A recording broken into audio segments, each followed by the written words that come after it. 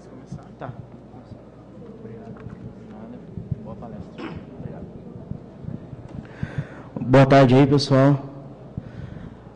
Bom, a gente vai falar um pouquinho agora sobre infraestrutura, sobre como monitorar a minha infraestrutura. Vou citar algumas ferramentas e vou mostrar dois cases que eu trabalhei utilizando um conjunto de ferramentas para vou mostrar a ideia de como olhar para a sua infraestrutura de uma forma um pouco diferente hoje. Bom, essa vai ser a nossa agenda rapidinha aí, né? A primeira coisa que a gente tem que ter na cabeça é o que é monitoramento, tá? Não criar confusão, né? A gente tem uma ideia correta do que é monitorar algo. Alguns desafios que existem dentro do monitoramento, os benefícios de se monitorar alguma coisa, o que a gente vai monitorar, algumas ferramentas que podem ser utilizadas, e vou explanar os dois cases aí bem rapidinho. Saiu errado aí meu slide, mas era para ser um quem sou eu, né? Escrever correndo no almoço dá isso. Quem que sou eu, né? Comecei, não falei quem eu era. Eu sou Eduardo Neves, trabalho hoje como consultor freelancer. Já trabalhei em N organizações pequenas, grandes, gigantescas, com tudo quanto é sabor de tecnologia que vocês imaginarem aí, misturado, sozinho, do jeito que vocês imaginarem aí, o que vocês pensarem de tecnologia, provavelmente em alguns lugares que eu já trabalhei a gente tinha que dar uma solução. Tenho mais ou menos 15 anos de experiência com Linux e afins, trabalho também um pouco na área de segurança da informação, mais voltado para aplicativos web. Basicamente isso sou eu, nada mais do que isso. Bom, o que é monitoramento, né? Tipo, vou monitorar, eu preciso entender bem o que é um monitoramento. Monitorar é observar algo durante um determinado período para verificar se as condições ou as definições que eu tenho desse determinado objeto, coisa, enfim, estão dentro de um padrão, né? Isso é monitorar algo. Às vezes as pessoas se confundem sobre o que é monitorar, né? Também essas definições eu tirei elas do dicionário, né? De alguns dicionários, né? E ele é bem diferente de rastreamento. Monitorar é diferente de rastrear. Então isso tem que estar bem claro na nossa cabeça, né? O rastreamento é acompanhar a ida e vinda de alguma coisa, isso não é monitorar, né? Então, só para fechar o conceito, o monitoramento não acompanha a sua ida e vinda, somente verifica se sua condição é aceitável ou não dentro de um padrão esperado. Então, para a gente monitorar algo, a primeira coisa que a gente tem que saber é o que a gente quer monitorar e o que a gente espera com o monitoramento, qual o comportamento que eu espero.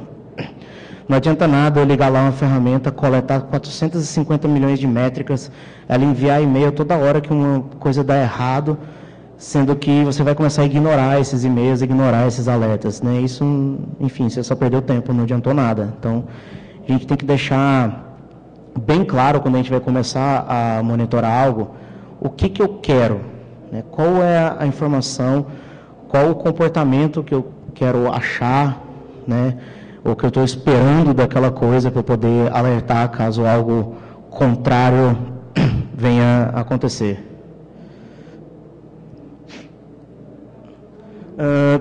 Os desafios do monitoramento na infraestrutura. Pode passar, por favor? Isso. Um dos primeiros desafios que a gente tem no monitoramento de infraestrutura é o monitoramento de hardware, né? A gente tem que conseguir monitorar os nossos hardwares, e eu estou falando de monitoramento temperatura, condições físicas mesmo do hardware. Esse é um dos desafios que a gente tem. O monitoramento de software, né? E aí software você tem métricas praticamente infinitas dentro de software, né? Então o que eu vou monitorar, né? Eu vou monitorar os serviços básicos da máquina, se eles estão funcionando. Eu vou monitorar uma aplicação, o que está acontecendo com ela, enfim, todo tipo de software que está envolvido nisso. E eu tenho outra parte que é o monitoramento de rede, né? Então, monitorar tráfego, monitorar mensagens de erros de switch, monitorar conexões em switch, enfim, eu conseguindo monitorar essas três partes, cobrir esse escopo todo, eu posso afirmar que eu estou conseguindo monitorar a minha infraestrutura por completo. Pode faltar alguma coisa, talvez? Talvez até possa, mas eu acho que aí a gente está conseguindo cobrir tudo. Então, eu consigo ter o meu flow de rede, eu consigo ter as pessoas que estão logando no meu roteador, os erros que estão acontecendo no roteador, eu consigo monitorar o meu software, saber o que está acontecendo no meu software, eu consigo monitorar o meu hardware, e o mais lindo disso tudo, que a gente vai ver na frente, eu correlaciono tudo isso, e aí eu consigo chegar a um possível problema que ocorreu devido a todos esses fatores terem alertado algo ou não. E eu começo realmente a conhecer a minha infraestrutura. Hoje, a gente só olhar para um ponto, resolve uma partezinha? Resolve. Mas, às vezes, você está tendo um problema que a sua máquina dá 100% de CPU ou para de funcionar algum serviço seu, e o seu problema está no switch, não está na sua aplicação, não está na sua máquina. Mas você não monitora o switch. Então, você vai estar sendo enganado por você mesmo. Suas ferramentas vão estar funcionando, mas a causa do problema não vai estar sendo descoberta. Então, a ideia com o monitoramento é a gente realmente olhar se tudo está no padrão e, se fugir do padrão, descobrir o porquê fugiu, quando fugiu e achar a causa dessa fuga. Alguns benefícios que monitorar traz. Eu maximizo o retorno do meu investimento. Eu realmente sei se o que eu investi está sendo usado, se o que eu investi está correto. Né? Que hoje é um dos grandes problemas. Eu tenho uma máquina lá que eu comprei, ou que eu pago mensal no cloud da vida aí. Foi um investimento correto? Está tudo certo? É isso que eu precisava? Eu não superdimensionei? Subdimensionar a gente sempre vai achar, vai dar problema e vai parar de funcionar. Mas eu não superdimensionei essa máquina. Né? Às vezes, com o monitoramento, você enxerga que você nunca passou de 20% de CPU do que você contratou. Precisa estar dentro dessa máquina, precisa disso. Eu antecipo problemas no meu ambiente produtivo. Ficar fora do ar hoje um sistema é a pior coisa do mundo. Então, se eu puder antecipar o problema, é sempre bom. Então, com o monitoramento efetivo, a gente consegue começar a detectar determinados comportamentos que vão levar ao sistema entrar em colapso e sair do ar ou ter algum outro tipo de problema. Eu consigo manter a qualidade do meu SLA, né, meus serviços. Está bem ligado a antecipar possíveis problemas no ambiente produtivo, mas eu consigo controlar o meu SLA. Eu consigo entender se as coisas estão dando problema constantemente, se eu realmente preciso crescer alguma coisa, ou mudar alguma configuração. E aí eu consigo falar, não, para atender esse SLA de, sei lá, X9s aqui, eu preciso de tal coisa. E eu consigo equilibrar o provisionamento e o crescimento. Quanto mais máquina eu preciso pôr e como eu cresço, qual a taxa de crescimento do meu sistema. Então, na verdade, se você olhar tudo isso, retorna a maximizar o retorno do investimento. É você passar a dar informações para a área de decisão da empresa, do tipo, olha, eu vou precisar comprar mais máquina, eu vou precisar disso, mas por que você vai precisar disso? Baseado em quê? E em vários lugares que eu trabalhei, o baseado em quê era, não, porque eu olhei e a máquina está com 100% de CPU. A máquina está... Mas há quanto tempo? Por quê? Você chegou na casa, você monitora, tá? Você tem o dado histórico disso para entender o que veio acontecendo, né? Para ser bem, vamos dizer assim, abstraído. Você tem todos os deploys que aconteceram, as modificações da aplicação, o quanto isso impactou na máquina, como que essa curva de consumo da máquina foi subindo de acordo com como a aplicação foi evoluindo. Está relacionado aos erros. Eu já tive caso de máquina que tinha um consumo estúpido de CPU, memória, a pessoa ia crescendo máquina, com o tempo o sistema ia degradando cada vez mais, e na consultoria a gente chegou para olhar e viu que o grande problema do cara era que o log de acesso dele, no Apache, por exemplo, crescia mais devagar do que o log de erro. Então, para cada acesso, era um hit de 200 ok e 50, 60 linhas de erro dos scripts dele que não estavam funcionando. Isso ia degradando o sistema com o tempo. E ele não tinha monitoramento. E uma das verdades que eu tenho, se você tem log e não lê, não tenha log, você está gastando espaço em disco à toa. Ponto. Se não é para você ler, se não é para você estar consumindo ele e olhando de alguma forma, você não precisa ter. Não faz sentido.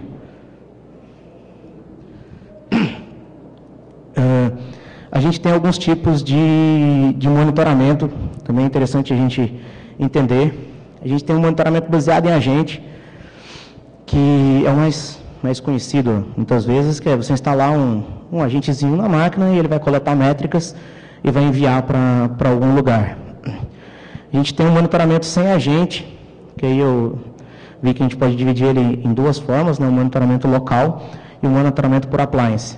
O monitoramento local, a gente pode tratar como o envio direto dos logs da aplicação para algum lugar, né? Eu não estou efetivamente monitorando a aplicação ali. Eu estou simplesmente fazendo um forwarder de informação, né, jogando informação para frente, para que algum lugar faça essa leitura dessa informação de alguma forma.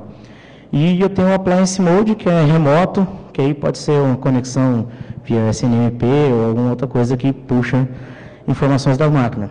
Então, qual é melhor, qual é pior? Depende. É a resposta padrão do consultor. Depende. Todos funcionam bem? Todos funcionam bem. Todos têm problema? Todos têm problema. Ponto.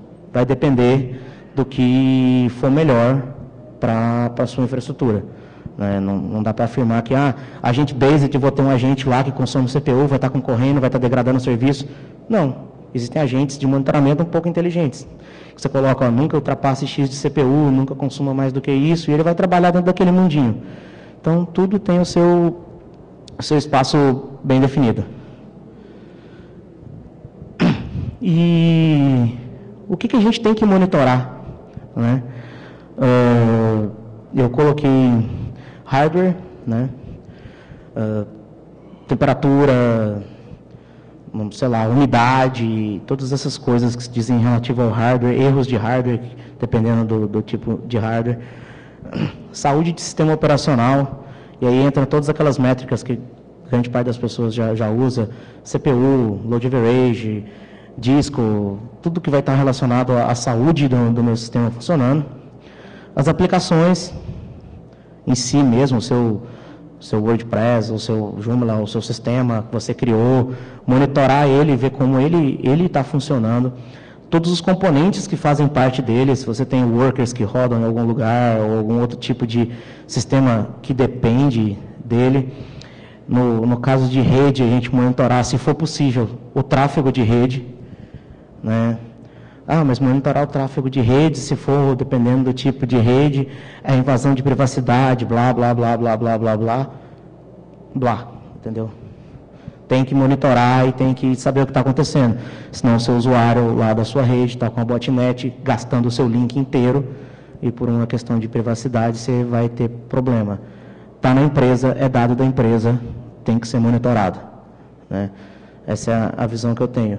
Né? Se eu trabalho numa empresa e uso uma máquina da empresa, a máquina não é minha, a máquina é da empresa. Os dados que estão dentro da máquina são da empresa. Né? Se eu coloco dados pessoais na máquina da empresa, eu estou suscetível às regras da empresa. Então, dentro de uma empresa, tudo deve ser monitorado. O ambiente de trabalho foi feito para trabalhar. E aí a gente tem algumas ferramentas bastante conhecidas, outras novas que estão surgindo aí, talvez não tão conhecidas. O Nagios, desde 1900 e bolinha, salvando muita gente, né? Eu usei muito, mas muito mesmo o Nagios, muito de bastante. E a minha evolução em monitoramento de infraestrutura foi basicamente exatamente a linha que está aí. Do Nagios, eu fui para os Zabbix. Zabbix, eu vou explicar mais para frente, um pouco mais detalhado, melhor de se ver algumas coisas. E aí a gente entra num... Eu não gosto de usar palavras tipo New Generation, essas coisas, mas a gente entra num mundo que está surgindo agora. Grafite e Grafana são ferramentas de coletar métricas e mostrar essas métricas de alguma forma. E a que eu mais utilizo hoje é a stack da Elasticsearch, que é o ELK, que é o Elasticsearch, Logstash, Kibana, que é a que eu mais utilizo hoje, né? Todas elas têm o seu valor, é importante deixar isso bem claro. Bom, Nagios, estilão old school, né? Geralmente up or down é o que ele olhava. Putz, tem plugins para fazer N outras coisas? Tem, é aberto, você inventa o que você tiver a fim de inventar. Mas é uma ferramenta que, na minha opinião, né, eu ia deixar bem claro, na minha opinião, para o meu escopo, não serve mais. Né, eu hoje quero ver a infraestrutura de uma outra forma. Mas é uma ferramenta muito boa para quem não tem nada e às vezes não quer se aventurar num mundo mais complexo. É um jeito de se iniciar, ter alguma coisa. Né, eu acho que não é porque uma stack tipo LK te dá um mundo inteiro que você tem que ir direto para ela. Muitas vezes você não tem cultura na empresa de monitoramento, uma curva de aprendizado um pouco mais longa. Então vai pelo mais fácil e vem comendo fatias aos poucos, né? Não tenta comer o bolo de chocolate enfiando a cara no bolo e sacudindo. Corta as fatias e vem comendo, que é melhor. Os Zabbix, e a gente já consegue ver uma interface mais bonitinha, monitora serviço, monitora pooling, faz pooling aplicação web, vê se os passos que você necessita estão acontecendo para sua aplicação estar no ar. Né? Onde eu trabalhei, a gente fez um case bem legal de verificar se um serviço que era disponível ao público estava funcionando. Então, os Zabbix entravam na aplicação, fazia o login, e aí desse login ele entrava em alguns passos, fazia algumas transações fake e via se tudo estava ok. E aí algumas pessoas podem falar, pô, mas ele faz login de uma forma simples, ou trabalha de uma forma simples na web. Essa aplicação era extremamente complexa, tá? Ela não era uma aplicação simples, ela tinha um single sign-on, que era um outro produto que logava, tinha que pegar um cookie, deu para fazer. Então, tudo vai depender da sua criatividade de usar a ferramenta. Afinal de contas, ela tem o poder que a gente tanto gosta e é por isso que a gente está aqui. O código dela é aberto. Então, a gente pode fazer o que quiser com ela.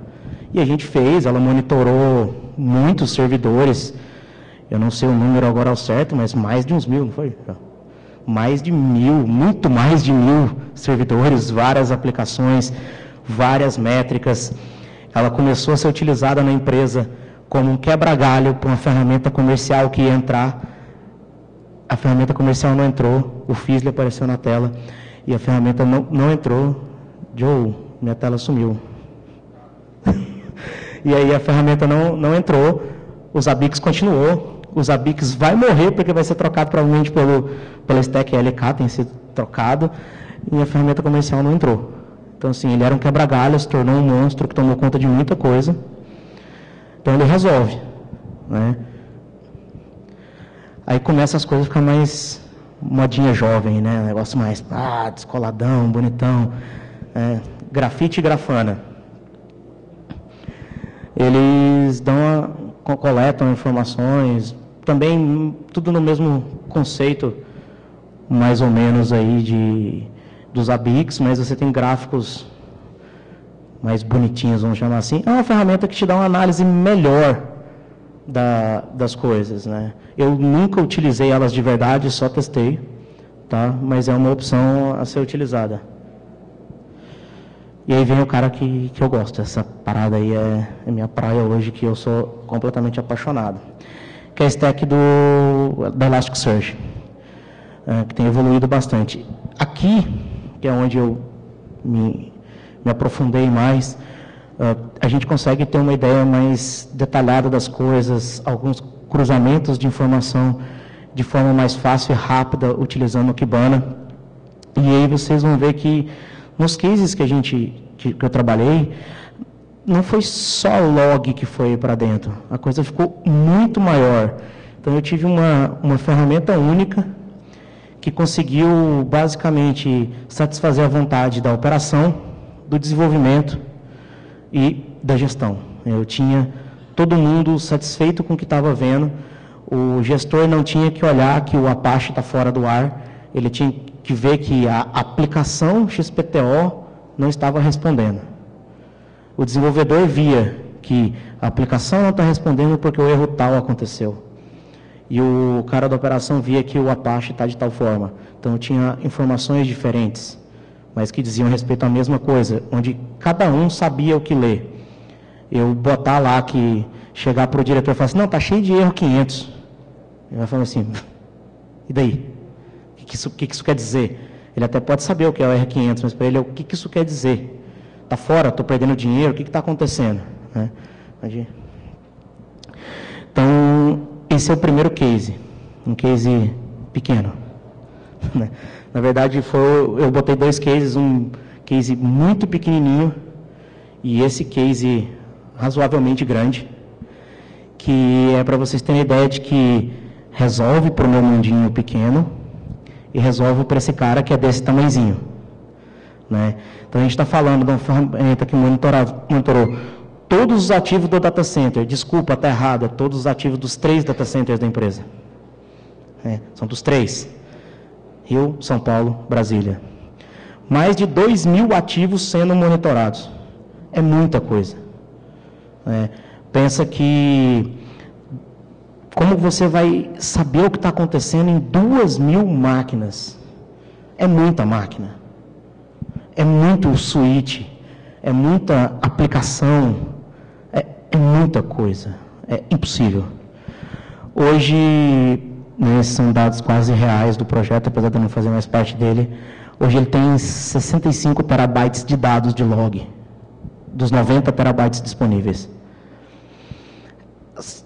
Como que alguém, usando o seu olho, o seu T ou menos F no servidor, ia conseguir analisar 65 terabytes de log? Humanamente impossível. Só em 2016 já são 42 bilhões de registros no Elasticsearch, de todos os ativos. Então, se você pegar só 2016, isso é 3 meses atrás, 3 meses, né? 3 meses atrás, eu já tenho um histórico monstruoso do que aconteceu. E se pegar que esse projeto deve estar para perto de ano, ou mais de ano, 2 anos, é muita coisa, que é impossível de se visualizar de forma humana. Assim, olhando, vou pegar aqui, vou conectar nos servidores e ver o que está acontecendo. Não funciona. São 400 milhões de registros novos por dia na base do Elasticsearch. Então, vocês veem que a suíte do Elasticsearch consegue, o LK vai conseguir tratar gigantescos volumes. E aí sim você vai ter uma visão boa da sua infraestrutura. E aí, 350 gigabytes por dia. É muito log. É muita informação trafegando. Pode ir. Então, esse é o tamanho do case. E o que tinha que ser mostrado? O que tinha que ser monitorado? Basicamente, nem tudo foi, até quando eu estava lá, nem tudo foi implementado na sua perfeição. Mas estava começando a ser implementado. Eu tinha que monitorar as transações das aplicações. Alguém foi lá e pediu o serviço X, né? Eu não posso especificar o que é, mas alguém foi e pediu um serviço. Eu tinha que saber que esse serviço foi pedido, para poder ter a métrica de X foram pedidos no espaço Y. Eu precisava da saúde de tudo que estava envolvido. Então, eu precisava saber como estava o Apache, como estava o JBoss, como estava o banco, como estava o sistema operacional. E eu estou falando de uma aplicação que pode ter, nesse conjunto de Apache, JBoss, sistema operacional, 8 JBoss, 6 Apaches, um cluster gigantesco de banco, N switches envolvidos na história, N equipamentos de rede envolvidos, IPS, DS, firewall de aplicação, firewall de banco, sei lá, N coisas no meio do caminho. Tudo isso eu tinha que estar olhando para isso.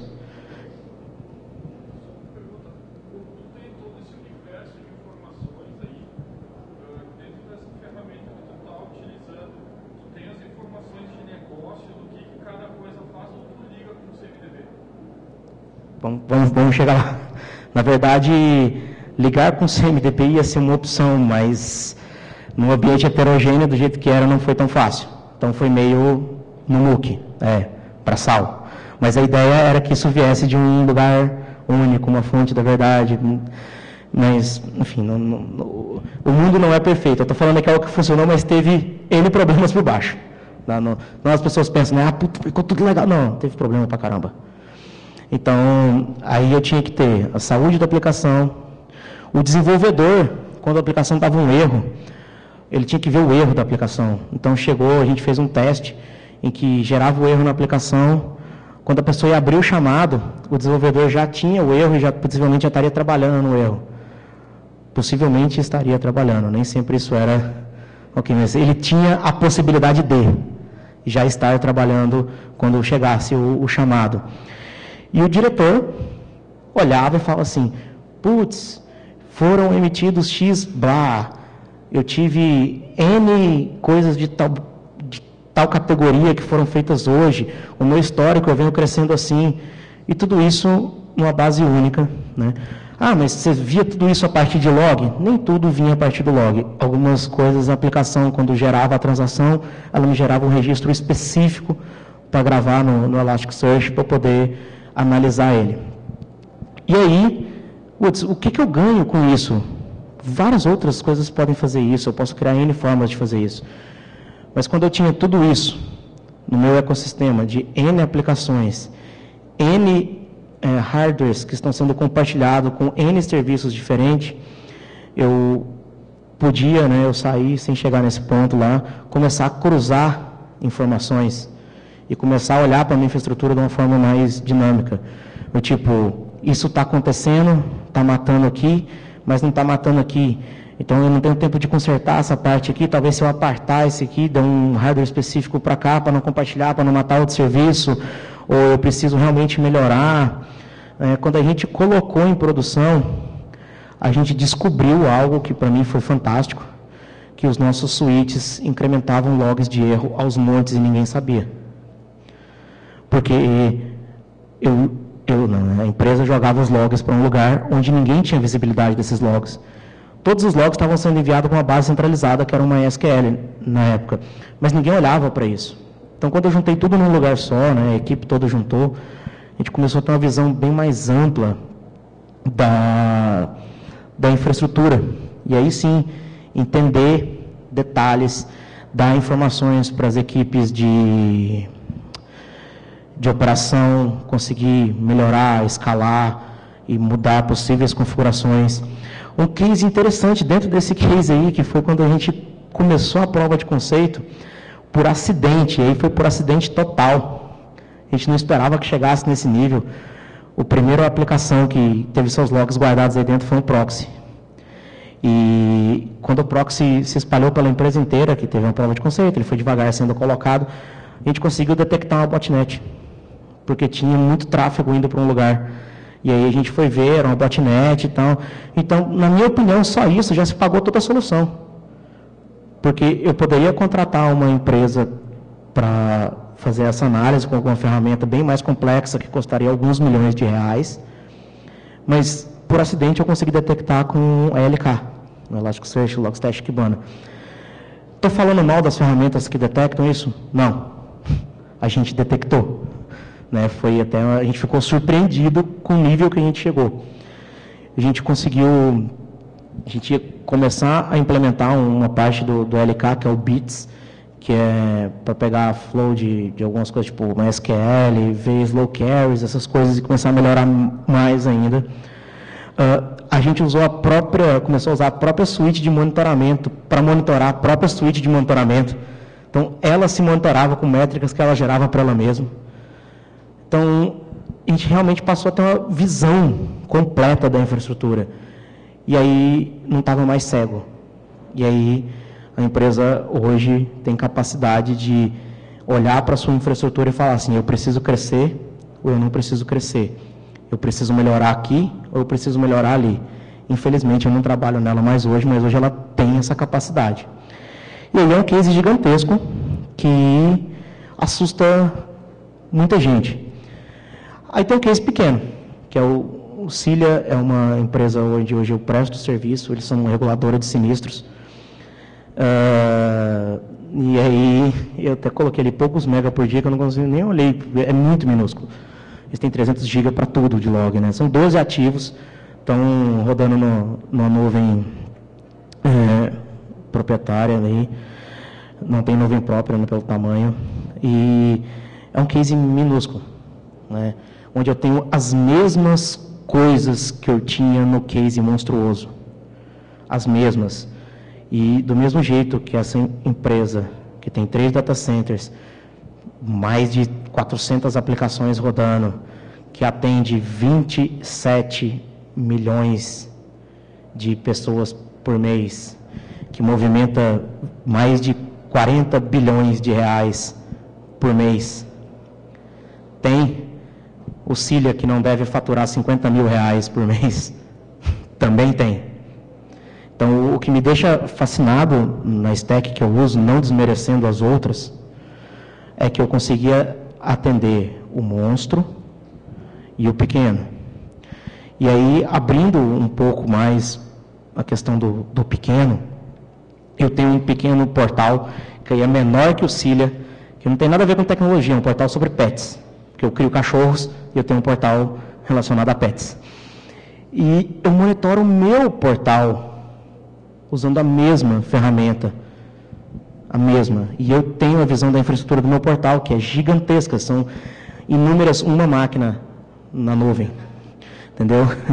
Então, eu monitoro, eu uso isso. Eu tenho mais máquinas de monitoramento do que máquina a ser monitorada. Mas é porque eu aproveito para estudar a ferramenta no que é meu, né? Então, eu monitoro. Então, o que a gente tem que passar penso eu, em infraestrutura, a pensar em dar uma visão melhor, em entender o negócio e saber que não adianta mostrar para o diretor erro 500. E aí, muitas vezes, vou ter que fazer relatório, então. Uma stack como essa, tipo LK, você consegue dar informações, cruzar informações, que é o que hoje está sendo na moda, né? O Big Data, né? Big Data, Big Data, Big Data, Big Data. Eu não considero aquele case monstruoso como um Big Data. Né? Quando a gente, assim, no conceito natural de Big Data, nós estamos falando de alguns, muitos mais terabytes do que 65 terabytes. Mas já é um número que dá para a gente começar. E aí, numa estrutura tipo aquela, onde eu tenho a stack do Elasticsearch, eu posso acoplar ela a um Hadoop. E aí começar a magia negra da história. Começar a cruzar informações de forma a tentar fazer predição de eventos.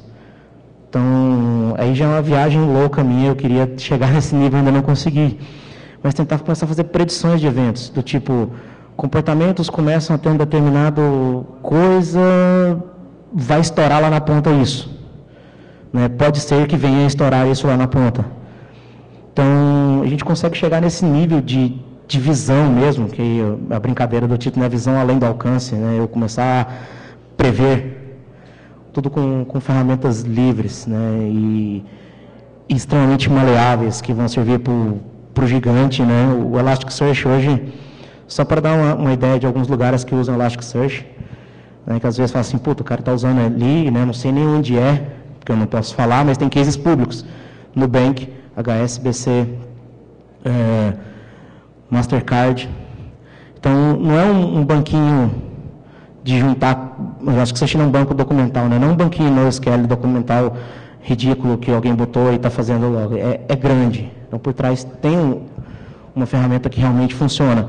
E essas empresas estão fazendo isso. Ao invés de só botar o log, por exemplo, começa a misturar negócio com log e chegar a uma conclusão possível lá na frente. Então, essa visão que eu passei a ter de infraestrutura, que eu queria repassar, você começar a olhar com um olho completamente diferente. E aí isso acaba se convergindo, chegando no que está agora na crista da onda, subindo, infraestrutura ágil, cultura DevOps, tudo dinâmico, rápido, informação vindo, as coisas fluindo e a infraestrutura acontecendo. No case do Cilia, vocês viram que ele no final tem uma diferença, execução automática de comandos. Que raios o monitoramento tem a ver com execução automática de comandos? A gente está conseguindo concluir lá agora, não foi uma tarefa fácil, não foi uma tarefa simples, me deu dor de cabeça, apanhei, sem querer tirei esse sistema que estava no ar, deu ruim algumas vezes. Mas a gente está pegando algumas métricas, gerando alertas com ela, usando o Elastic Alert, que é uma ferramenta de gerar alertas em cima do Elasticsearch. E aí, usando um conjunto com mCollective, Puppet, Code Deploy da Amazon e algumas outras coisas, a partir de determinada métrica, eu gero uma máquina nova na Amazon, configuro essa máquina inteira, adiciono ela ao load balancer, no cluster da aplicação, faço deploy da aplicação, enfim, monto tudo que alguém montaria na mão, automático, porque eu sou preguiçoso, eu não gosto de trabalhar, e o computador tem que trabalhar para mim.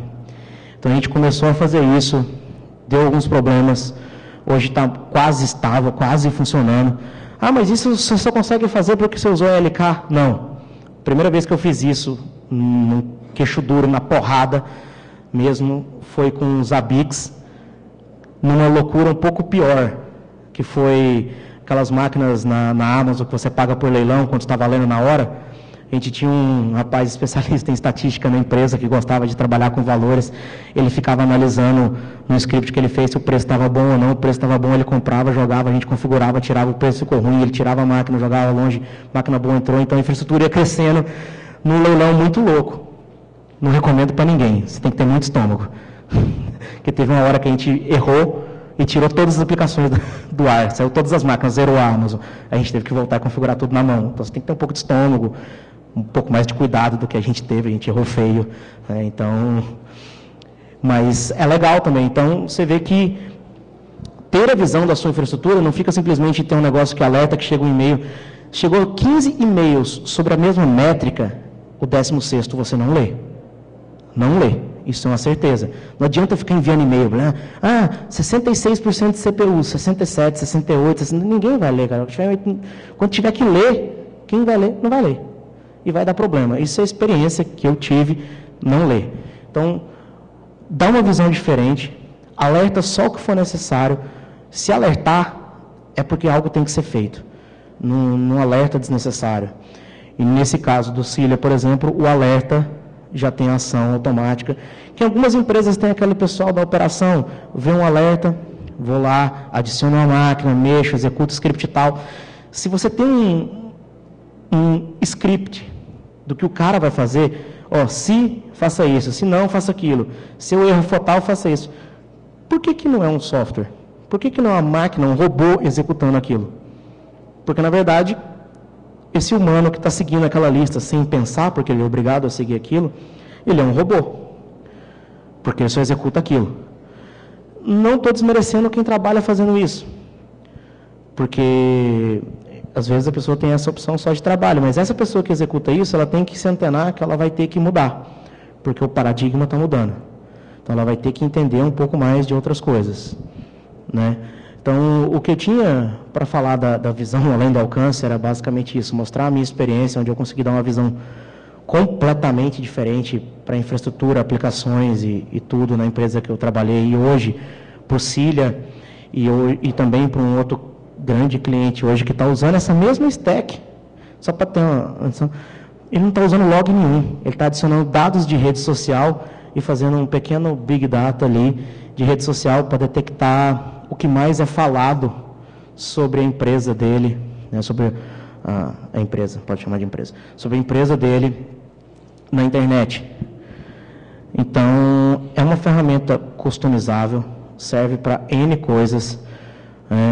Só para dar um outro exemplo, eu uso essa stack para tomar conta de algumas coisas do meu canil. Nada a ver.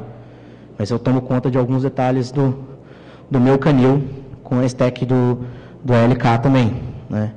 Então, serve para várias coisas. Tem que abrir a cabeça e dar uma olhada de forma diferente. Pode passar aí, cara. Passa aí.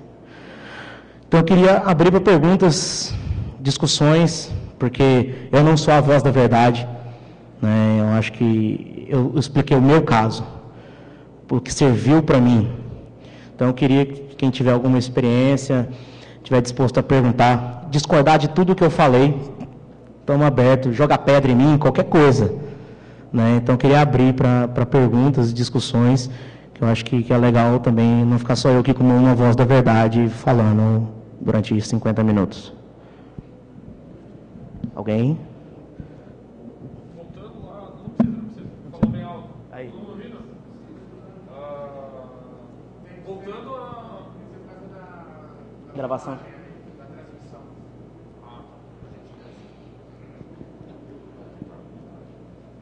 Alô? Tá. Como eu tinha perguntado para ti antes da questão das regras de negócio, que como tu está fazendo um cruzamento de muitas métricas de informações, né? Tu teve que meio que fazer uma modelagem do que seria as regras de negócio, né? Dos serviços prestados pela empresa. Leia-se serviços de negócio, serviços de infra e serviços básicos de infra. E tu conseguia dessa forma entender o que era o que acontece se, por exemplo, um firewall cai. Esse firewall está ligado em 10 servidores. Esses 10 servidores, sei lá, correspondem a N serviços. Então, tu sabe que talvez o serviço de A até sei lá, até N vão cair se aquele firewall cair.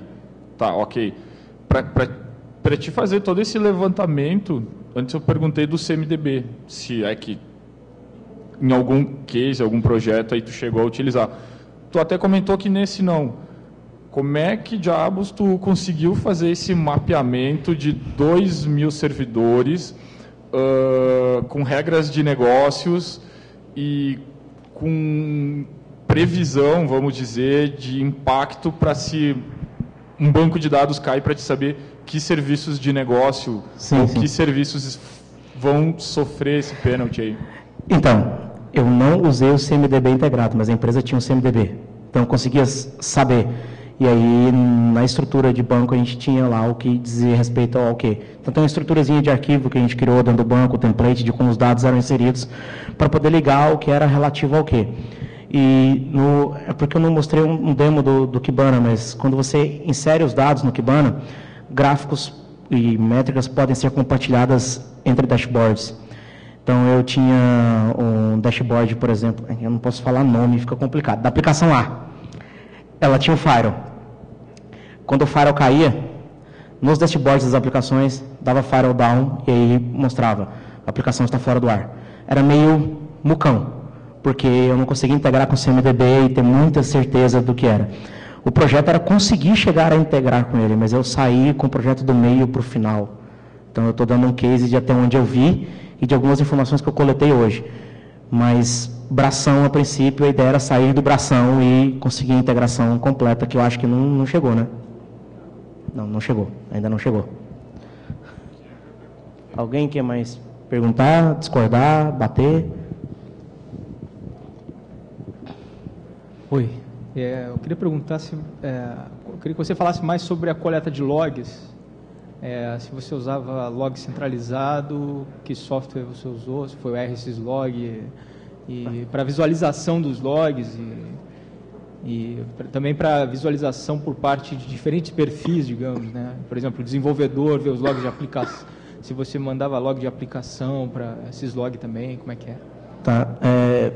Cara, volta uns 4 slides, por favor, para mim. Acho que uns 4, 3.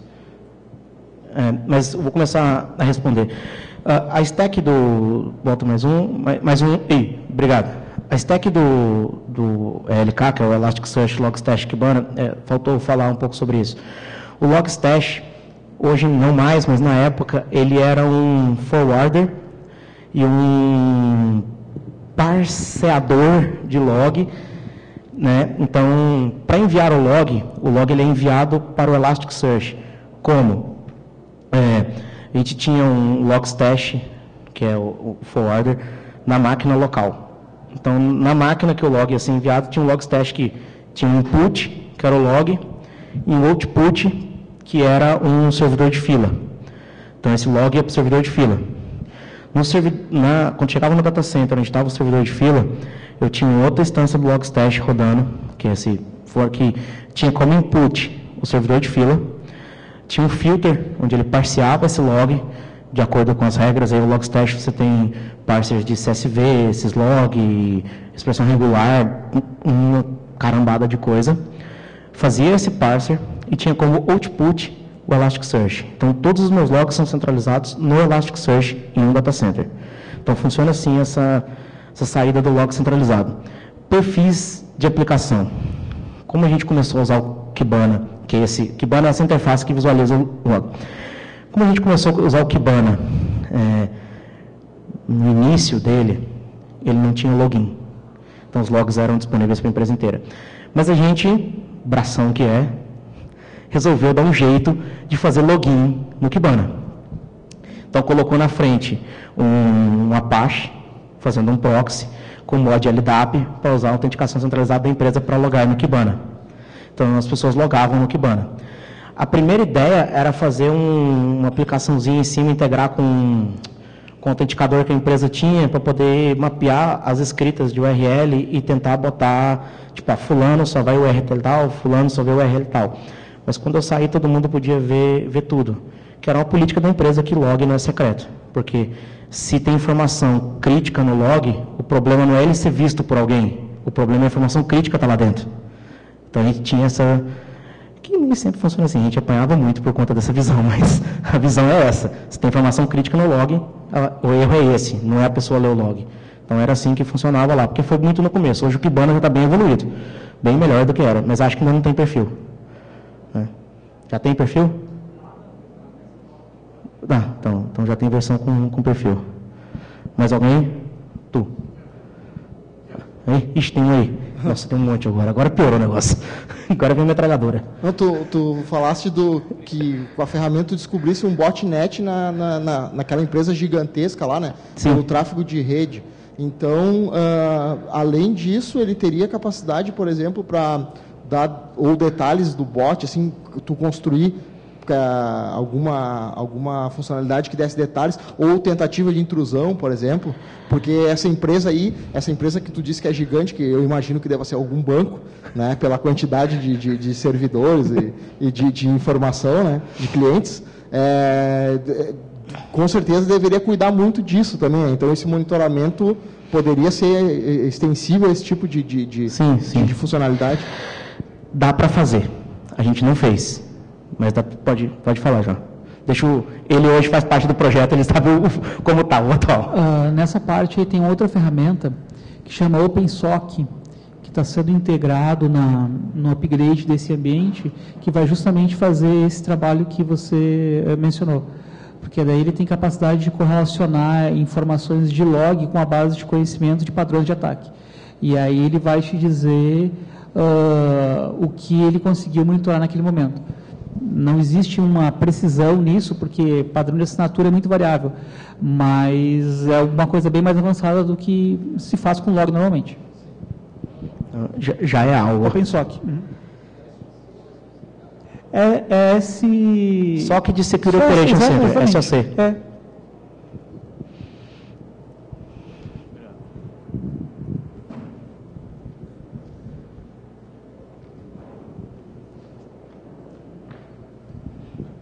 Oi. Eu achei interessante a ideia de substituir várias coisas por uma só. Então, voltando um pouco assim, para pensar na parte pequena, então, substituir Nagios ou Zabbix totalmente por ELK. Então, A parte de CPU, memória, RAM, etc., isso daí tu usa o quê? CollectD para mandar para o Elasticsearch. E sobre, servidor down, como é que tu detecta isso? Porque ele para de mandar log ou tu tem alguma coisa fazendo pull aí em algum lugar? Então, como que a gente fez? Como estava tudo no começo, a primeira versão do Elasticsearch que usou nessa parada aí foi a 0.7. Hoje está na 2.3, está indo para 5. Então, foi bem no começo de tudo. A gente estava aprendendo como fazer as coisas. Então, era abração. Script na máquina que gerava um log que era enviado. Era abração. Né? Então, era assim. Mas hoje pode usar o CollectD para pegar a informação e enviar. Mas, na época, o primeiro case foi com o Squid. Então, tem aquele Squid Info. A gente pegava um monte de informação detalhada do Squid e enviava. Era assim que a gente fazia no MOOC. Né?